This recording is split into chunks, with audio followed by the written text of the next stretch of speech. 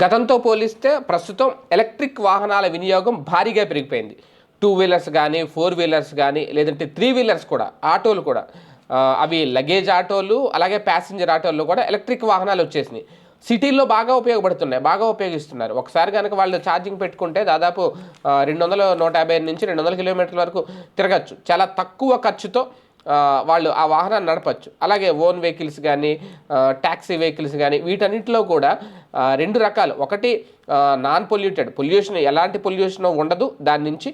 అలాగే తక్కువ ఖర్చుతో ఎక్కువ దూరం ప్రయాణించవచ్చు. అయితే నిన్న మొన్నటి వరకు ఈ ఎలక్ట్రిక్ వాహనాలు తీసుకునే వాళ్ళకి అతి భారం ఏంటి అంటే ట్యాక్స్, ఎక్కువ పన్ను కట్టాల్సి వస్తుంది అనేది. ఇప్పుడు తాజాగా ఆంధ్రప్రదేశ్ ప్రభుత్వం ఈ విద్యుత్ వాహనాలకు పన్ను రాయితీ ఇస్తున్నట్లు ప్రకటించింది. ఈ మేరకు ఉత్తర్వులు కూడా జారీ చేసింది.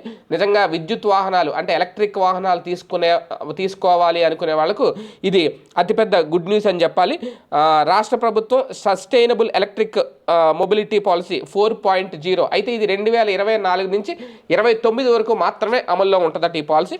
మళ్ళీ అప్పుడు అధికారంలోకి వచ్చిన తర్వాత మారుస్తారేమో, మళ్ళీ సేమ్ ఇదే కూటమి కంటిన్యూ అయితే, లేదంటే ఏం జరుగుతుంది అనేది అప్పుడు చూడాలి. అయితే ఈ పాలసీ ఉన్నంతకాలం మాత్రం ఈ ఎలక్ట్రిక్ వాహనాలకు మోటార్ వాహన పన్ను మినహాయింపు ఉంటుంది అని చెప్పి ఉత్తర్వులో పేర్కొన్నారు. అయితే ఇందులో హైబ్రిడ్ 4 వీలర్స్కి మాత్రం ఇది వర్తించదు అని చెప్పి ప్రభుత్వం తెలిపింది. అంటే హైబ్రిడ్ అంటే ఏంటి అంటే ఇక్కడ కొన్ని ఇప్పుడు 4 వీలర్స్లో హైబ్రిడ్ వాహనాలు వస్తున్నాయి. ఇది ప్యూర్ ఎలక్ట్రిక్ కాదు, హైబ్రిడ్లో పెట్రోల్ కమ్ ఎలక్ట్రిక్ ఉంటుంది అనమాట. ఆటోమేటిక్గా కొంచెం దూరం పెట్రోల్లో రన్నింగ్ అయిన తర్వాత బ్యాటరీ ఛార్జ్ అవుతుంది, అప్పుడు ఆటోమేటిక్గా పవర్ తీసుకుంటుంది, ఎలక్ట్రిక్ మీద రన్ అవుతుంది.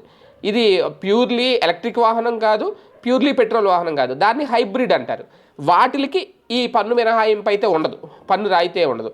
మిగిలిన ఎలక్ట్రిక్ వాహనాలకు ఉంటుంది అనేది తాజాగా సర్కార్ విడుదల చేసిన ఉత్తర్వులో ఉంది. నిజంగా ఇది గుడ్ న్యూసే ఎలక్ట్రిక్ వాహనాలు తీసుకోవాలి అనుకునే వారికి.